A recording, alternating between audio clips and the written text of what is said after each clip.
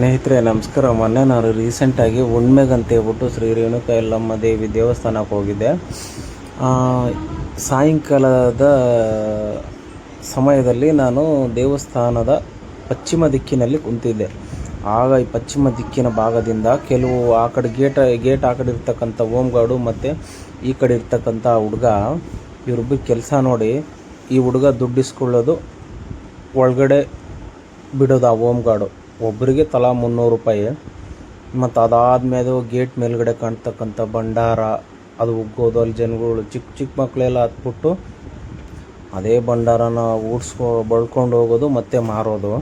ಈ ಹುಡುಗ ನೋಡಿ ಅವ್ರ ಹತ್ರ ದುಡ್ಡು ಕೇಳ್ತಾನೆ, ಎಷ್ಟು ಕೊಟ್ಟರೆ ನಾನು ಒಳಗಡೆ ಬಿಡ್ತೀನಿ ಅಂತ ಹೇಳ್ಬಿಟ್ಟು. ಆ ವ್ಯಕ್ತಿ ಕಡೆ ಕಾಸಿಲ್ಲ, ಫೋನ್ಪೇ ಮಾಡ್ಕೊಂಡ್ಬಿಟ್ಟು ಕರ್ಕೊಂಬರ್ತಾನೆ. ಇವಾಗ ಇಂಥವ್ರ ವಿರುದ್ಧ ಅಲ್ಲಿ ಜಿಲ್ಲಾಡಳಿತ ಮತ್ತು ಅಲ್ಲಿ ಸ್ಥಳೀಯ ಆಡಳಿತ, ಅಲ್ಲಿ ವ್ಯವಸ್ಥಾಪಕರು ಏನು ಮಾಡ್ತಾ ಇದ್ದಾರೆ ಅನ್ನೋದು ನಮಗೆ ಗೊತ್ತಾಗ್ತಾ ಇಲ್ಲ ಅಲ್ರಿ. ನಿಮ್ಮ ಕೈಲಂತರೂ ಅಭಿವೃದ್ಧಿ ಅಂತರೂ ಮಾಡೋಕ್ಕಾಗಲ್ಲ.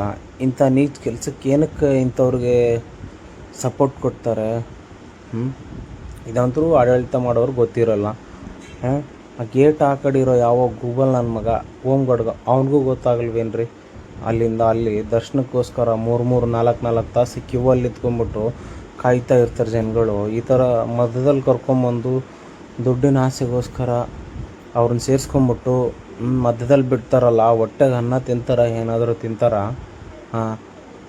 ಅಭಿವೃದ್ಧಿ ಅಂತರೂ ಅಲ್ಲಿ MLA ಆಗಲಿ ಜಿಲ್ಲಾಡಳಿತ ಆಗಲಿ ನಾವು ಕಾಣಲ್ಲ. ಬೇಕಾದ್ರೆ ನೀವೇ ನೋಡಿ. ಈಗ ಆ ಮುದುಕ ಗೇಟ್ ತೆಗ್ದ, ಆ ಮುದುಕನಿಗೆ ಇವ್ನಿಗೆ ದುಡ್ಡು ಕೊಡ್ತಾನೆ ಈ ಹುಡುಗ. ಅದಾದಮೇಲೆ ಮತ್ತೆ ಹೋಮ್ ಗಾರ್ಡ್ ಬರ್ತಾನೆ, ಹೋಮ್ ಗಾರ್ಡ್ ಕೂಡ ದುಡ್ಡು ಇಸ್ಕೊಂಡು ಹೋಗ್ತಾನೆ. ದಯಮಾಡಿ ಬೆಳಗಾವಿ ಜಿಲ್ಲಾಡಳಿತ ಮತ್ತು ಸವದತ್ತಿ ತಾಲೂಕು ಆಡಳಿತ ಇದರ ವಿರುದ್ಧ ಕ್ರಮವನ್ನು ಜರುಗಿಸಬೇಕು. ಇಲ್ಲ ಮುಂದಿನ ದಿನಮಾನಗಳಲ್ಲಿ ತಕ್ಕ ಪಾಠ ನಾವೇ ಜನಗಳು ಕಳಿಸ್ತೀವಿ. ದಯಮಾಡಿ ದೇವಸ್ಥಾನದ ಆಡಳಿತಗಾರರು ಇಂಥವರ ವಿರುದ್ಧ ಕ್ರಮ ಕೈಗೊಳ್ಳಬೇಕೆಂದು ನಮ್ಮಿಂದ ವಿನಂತಿ. ನೋಡಿ ಹೆಂಗೆ ಇಸ್ಕೊತಾರೆ ನೋಡಿ ಹೋಮ್ ಗಾರ್ಡು. ಅಲ್ರಿ, ರಕ್ಷಣೆ ಮಾಡಬೇಕಾಗಿರ್ತಕ್ಕಂಥ ಒಬ್ಬ ಹೋಮ್ ಗಾರ್ಡು ದುಡ್ಡಿನ ಆಮಿಷಕ್ಕೋಸ್ಕರ ಈ ಥರ.